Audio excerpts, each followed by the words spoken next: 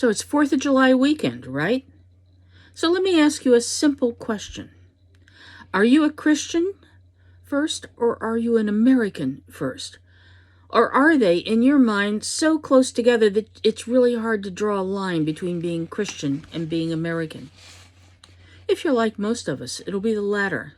You're a Christian for sure, and you're an American for sure. In some weird way, it feels almost as if the Declaration of Independence should be part of the Christian Bible. But it isn't. And that points to a problem for us.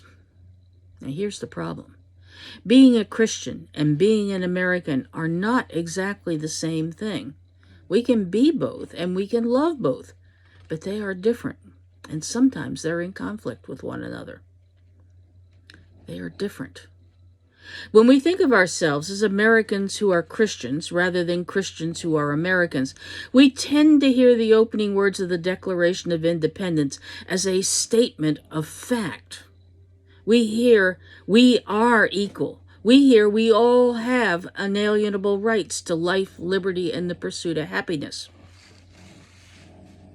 But when we see our country through the lens of Christianity, instead we hear this.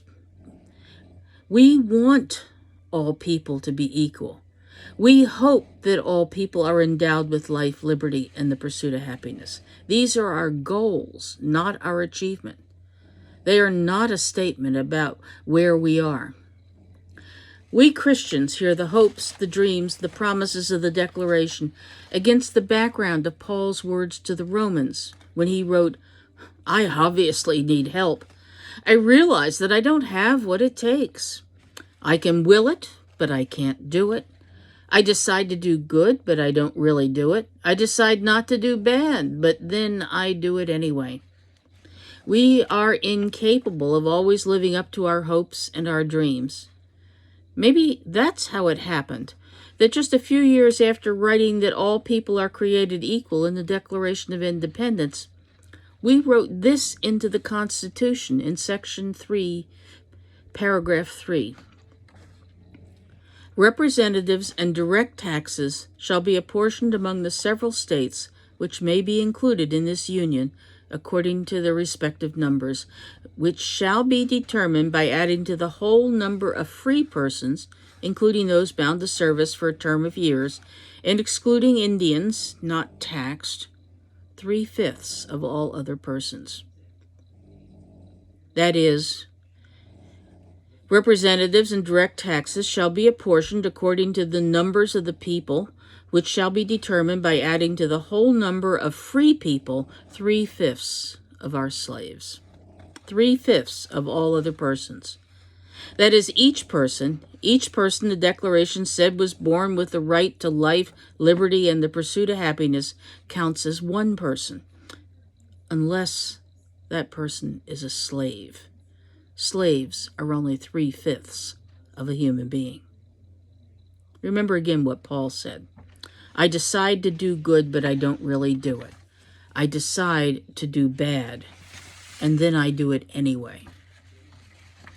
In elementary school, I learned the saying, "My country, right or wrong, may she always be in the right, but right or wrong, my country." The thing is, I've come to realize that no matter what Stephen Decatur meant when he said that, today it comes out sounding more like, "My country can do no wrong." And that's wrong, because we have done wrong.